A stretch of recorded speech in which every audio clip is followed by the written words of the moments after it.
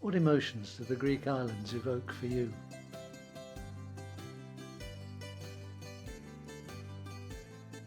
What comes to mind when you think of them?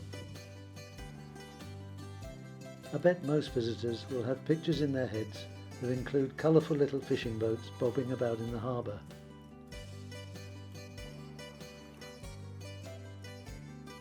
But have you ever wondered what working life is like behind those pictures?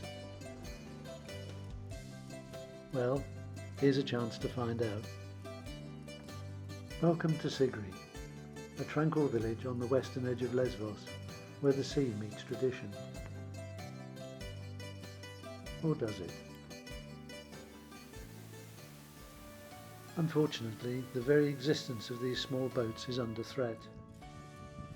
In 2007, the EU started a programme trying to balance fishery resources by offering financial support for the decommissioning of small fishing boats over 10 years old. This, inadvertently, led some fishermen to abandon their traditional livelihoods and to break up culturally significant boats. Upwards of 10 Sigri boats have gone in the last few years, and this is a tiny village. Many thousands of boats have been cut throughout Greece.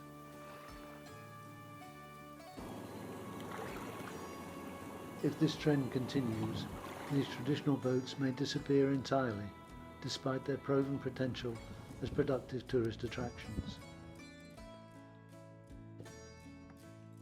Thankfully, some are determined to continue, making a living.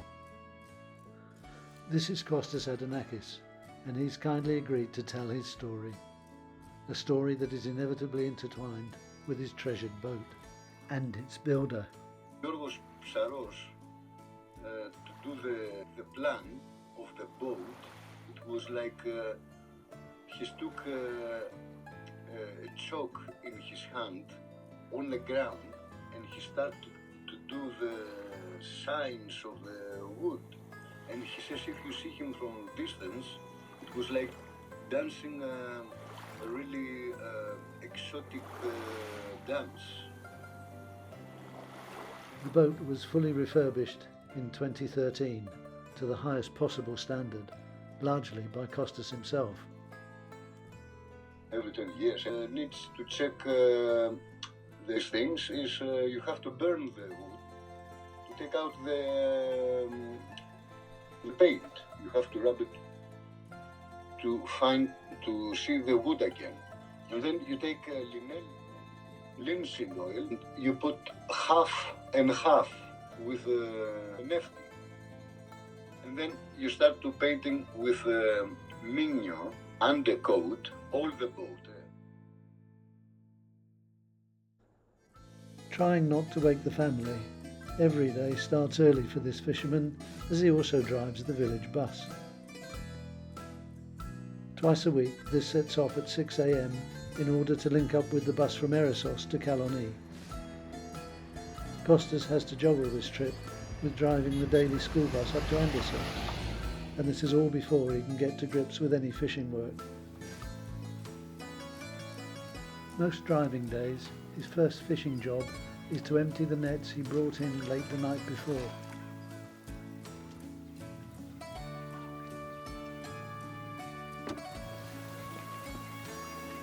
Used to be this kind of fish, it was baby. Now it's the best fish today.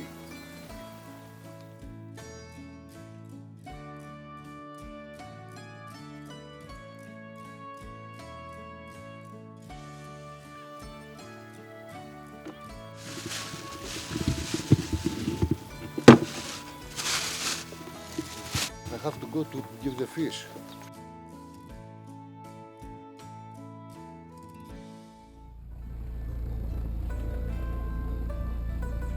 As there's no school tomorrow, Kostas has decided to cast his nets this afternoon.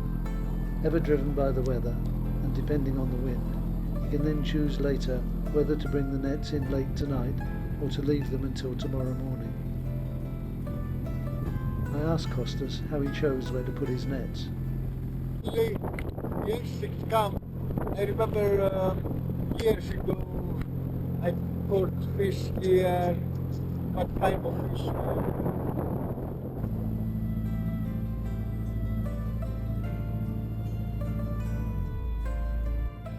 Time to put out the net marker buoy,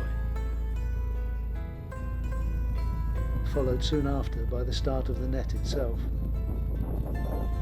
not forgetting the request for assistance from on high.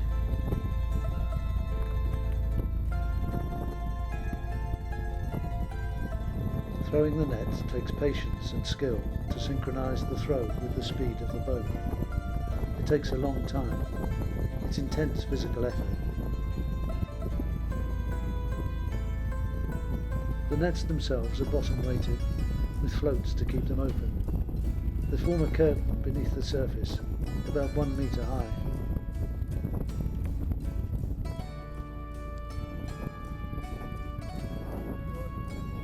This one of Kostas' nets is old now, and has many holes, mostly caused by seals trying to get at his catch.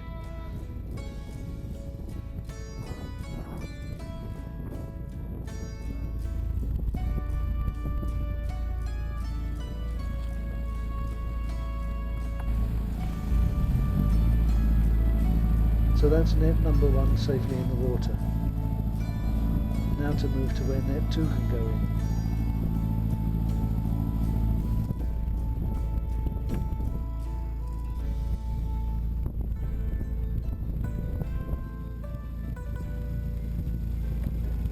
Seems you can't escape mobile phones, even at sea.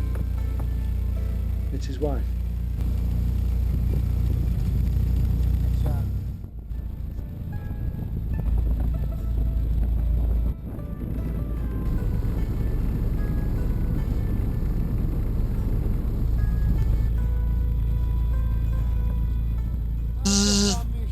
A technical term for a problem throwing the nets.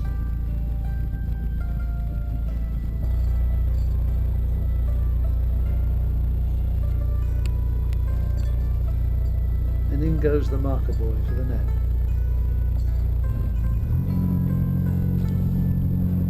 Time to go home.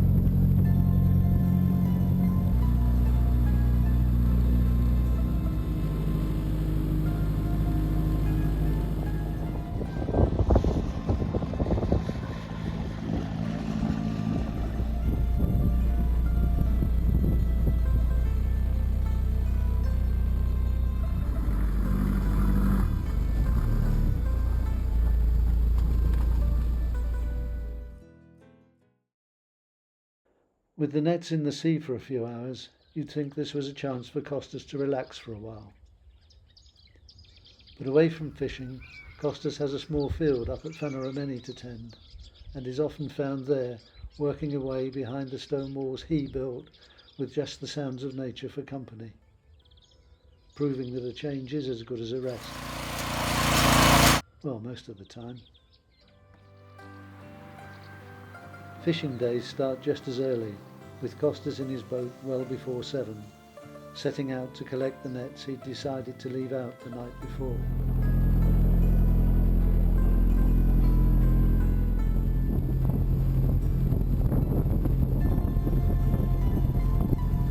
Relying heavily again on Kostas' experience and memory to know exactly where the nets were left.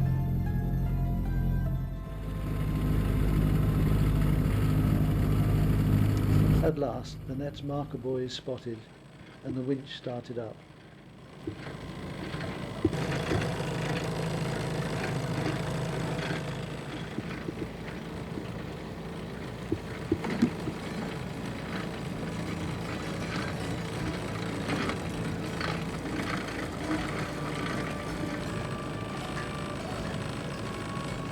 And the long haul begins.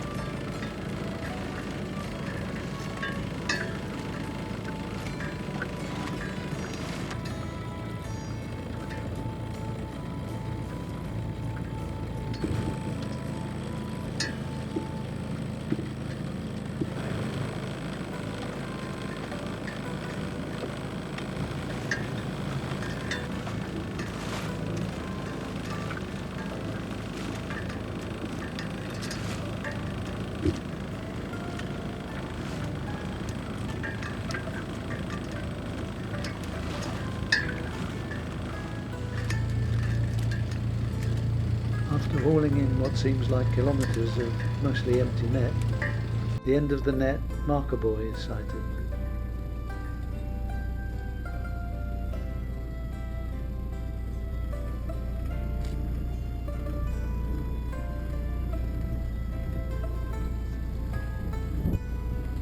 With the last of the nets safely stowed, it's time to head for home.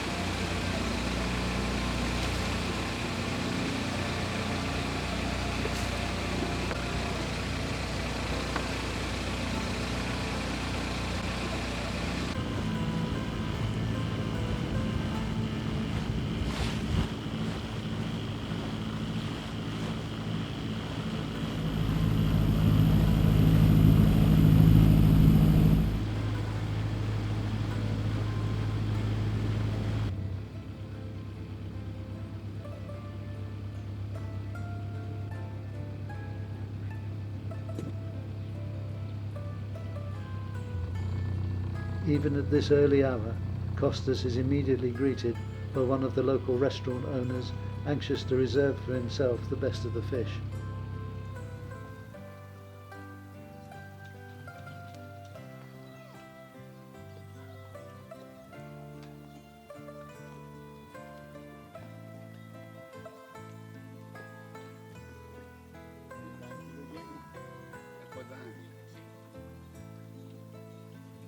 He's constantly urging Kostas to empty the net.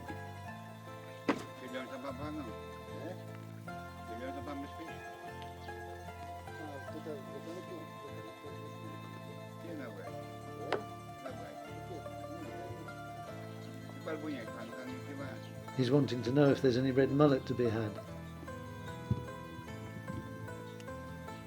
He's wanting to take the fish to be weighed before the nets are empty.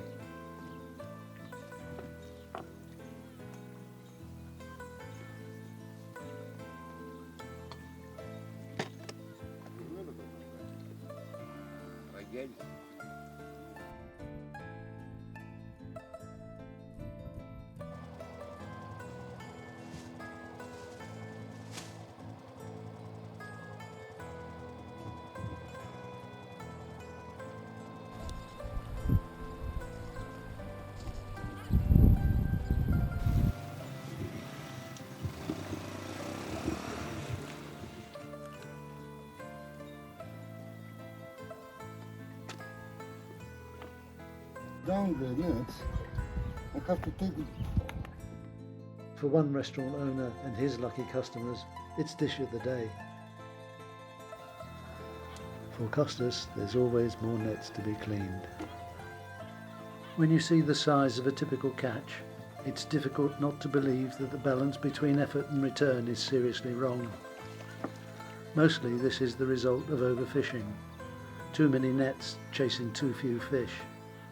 More nets is not the answer. It seems to me that it would be good for lawmakers in Athens and in Brussels to listen to people like Kostas who have to work with the rules and regulations they develop. It could be eye-opening to ask those who actually know fishing intimately how things could be improved to counter declining fish numbers. I know Kostas spends his time thinking about the changes he would make if he were in government. It would be nice to be asked rather than told.